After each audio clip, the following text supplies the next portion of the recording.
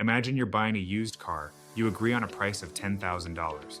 But when you go to pick up the keys, the tank is bone dry. You immediately have to spend $80 to even get it home.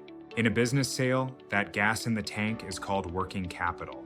If you don't account for it, the buyer might end up with a business that can't pay its bills on day one, or the seller might accidentally give away thousands in inventory for free. Let's break down the working capital adjustment and why it's the most debated part of a closing. First, the math. Net working capital is simply current assets minus current liabilities. Think of current assets as cash, inventory, and money customers owe you.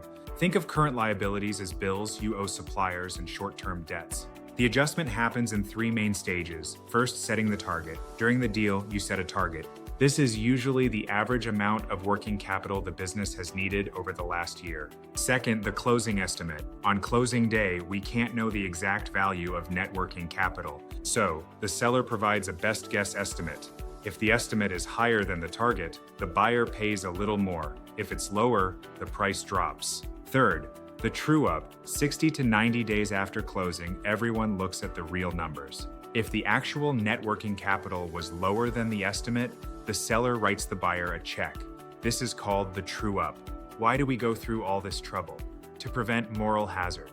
Without this clause, a seller might stop ordering inventory or aggressively collect every dollar from customers right before the sale, leaving the buyer with a business that can't operate in the short term. On the flip side, it protects the seller. If they have extra assets in the business, then they deserve to be paid for it. The working capital adjustment is how we ensure a fair handoff. It's not a price change, it's a value alignment.